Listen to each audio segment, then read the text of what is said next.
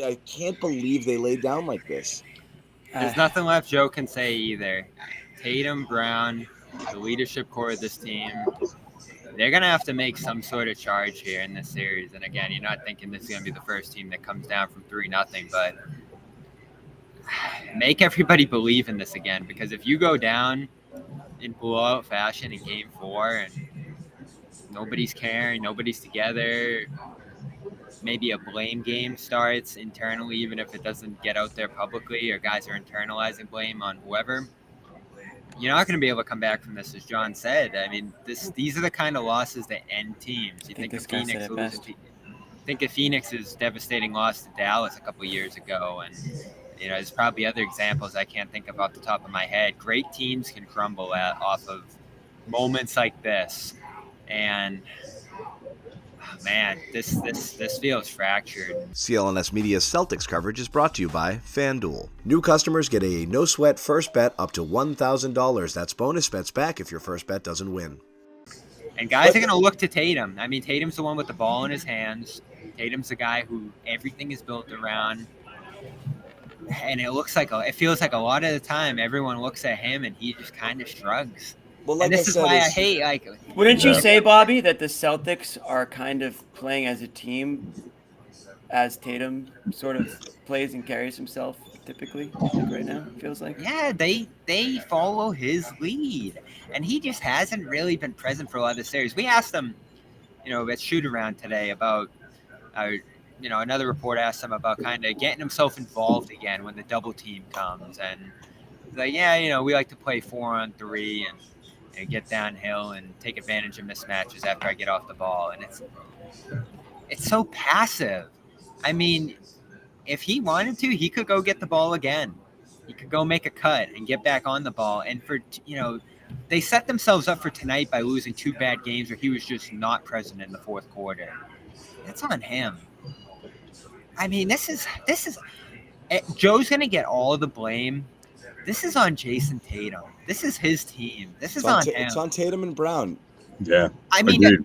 And I'm going to exempt Some Brown. way to get out of this. I'm going to exempt Brown to some degree because he tried this year to put his imprint on the team, but it was just really hard to from the position he's in. They could have worked things out better to kind of have more of an even balance at the top of the team, but sometime last year this became Tatum's team, John. It's not Tatum and Brown. It's been Tatum's team, but you have 2 problems. One, you have what you want to do with Tatum, which is what the Lakers do or have always done, or any team has done with LeBron, what you see the Miami Heat do with Jimmy Butler. Jimmy Butler said it after last game. What's your plan in the fourth quarter? Nothing, really. They just give me the ball, and then I just kind of go to work. And you either score, you make the right read, and you find people, and you run the offense. That's what they want Tatum to do. He doesn't do it. He doesn't do it well enough to do that. And so when they ask him to do that, you're going to get mixed results. Sometimes it's going to work. Sometimes he's going to go off. But for the most part, you're getting mixed results off it. And Jaylen Brown is just when I get the ball in my hands, I can do one thing with it, so I'm going to try. And sometimes he goes off, and other times everything is forced. But again, their limitations are really on display against a team that exposes your flaws and lays them bare for everyone to see. So you kind of see it here. So I don't know what you do here at this point. I think it's almost back to the drawing board of what we were talking about with this team a while back of needing a dynamic playmaker with the ball in their hands. I was just thinking another dirty secret on this team that nobody wants to talk about is you look at point guard depth, and they have 3 outstanding players at the point guard position, and not a one of them is a dynamic playmaker, as a person who can dominate the ball, make plays, get it to the right people, creates a gravity towards themselves because of who they are. It just isn't the case. So you have a lot of people that can do a lot of different things, but the pieces are a little bit mismatched here because you want Tatum to have the ball all the time. What the hell are you doing with these point guards then? You know?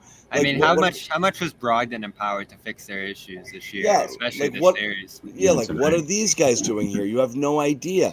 And then what's Brown's role? Do I stand in the corner, or every once in a while do you give me the ball and then I get to shoot? It's really weird, this whole doesn't that whole thing seem like it's reaching a boiling point fast? But it's always been there. That's the thing. It's there, right? Like this whole like can Tatum and Brown play together thing that like when they win a few games, everyone's like, oh, people said split these guys up. They're not a great match together. They kind of step on one another, or they haven't figured out how to work with one another, off one another. This edition of the Garden Report is also brought to you by Athletic Greens. Visit athleticgreens.com/garden for a free 1-year supply of immune-supporting vitamin D and 5 free travel packs with your first purchase.